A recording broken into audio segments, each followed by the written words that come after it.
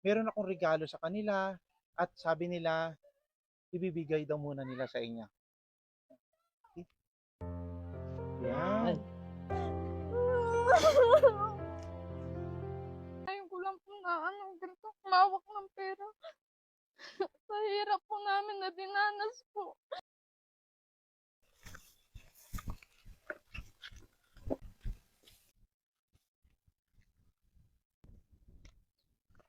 Ngayon kuya, sumama ako dito. Ate, anong pangalan mo kuya? Darwin po. Kuya Darwin, ikaw ate? Ate Fiordelisa, sumama ako dito sa dalawa niyong anak. Sila po yung nakita ko dati doon na kumakain ng walang ulam. So, binalikan ko sila para bigyan ng mga pagkain dahil maraming naantig sa mga nakapanood. Sobrang maraming natat sa kanilang dalawang magkapatid dahil napakababait nila. Napakaswerte niyo, mabait itong dalawang anak niyo.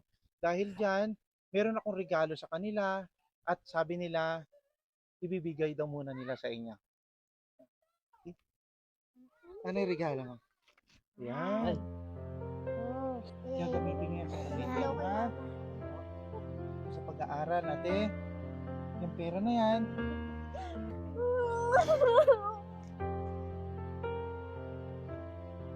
Po. Alam mo nila.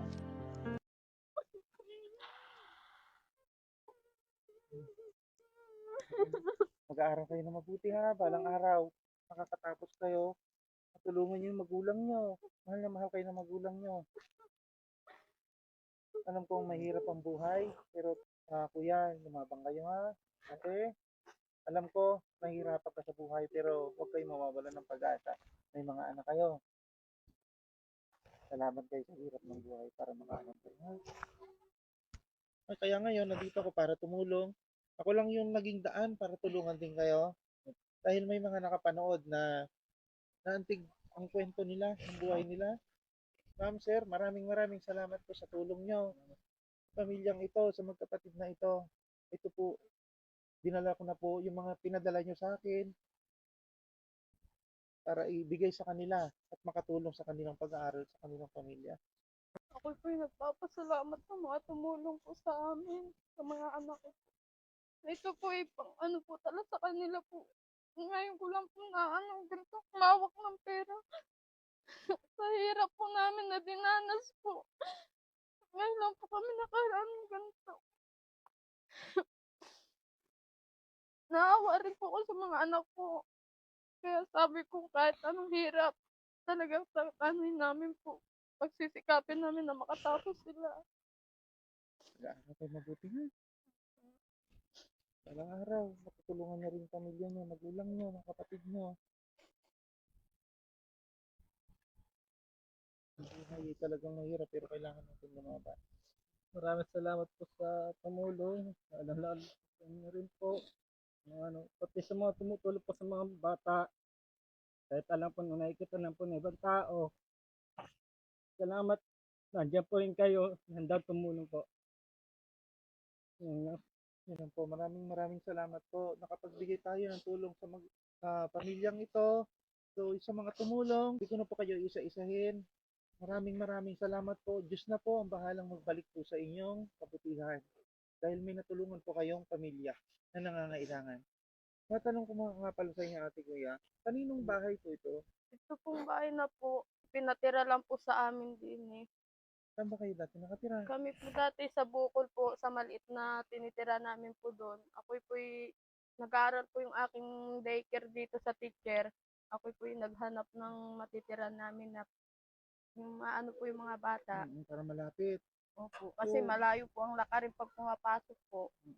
Dito sa lugar niyo dito sa probinsya na to, anong mga pinagkakakitaan niyo dito? So, kuya, yan lang po, yung halimbawa yung gandang tumulong po, nagbibigay po sa amin. Yun lang po, minsan nag-iikot-ikot po ako para may katapanan, may masidlan po katapanan. Ibig sabihin, wala talaga kayong regular na trabaho. Kung lang kayo tatawagan, o magtatrabaho, saka lang kayo babayaran, yun lang yung magiging trabaho nyo. Bago lang po kasi po kami dito. Kaya di po halos kilala pa po. Basta, laban lang tayo sa hirap ng buhay, ha? Itong naibigay namin sa inyo, pinagtulong-tulungan namin yan ng mga nakapanood, mga sponsor natin, gamitin nyo yan sa tama. Ha? Kung may mga pagkain na kayo dito, grocery, bigas, siyempre, yung paborito nila, Ang Chicken Joy. Ha? Makatikim sila ng Gusto ko maging masaya kayo. Alam ko, umiyak kayo dahil sa sobrang saya yan eh. Opo.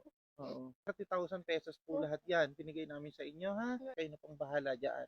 Maraming salamat po kay Kuya Jun po at maraming salamat din po sa nagbigay sa amin ng tulong at God bless na lang po sa inyo. Maraming salamat po. May pambili na po kami ng ulam.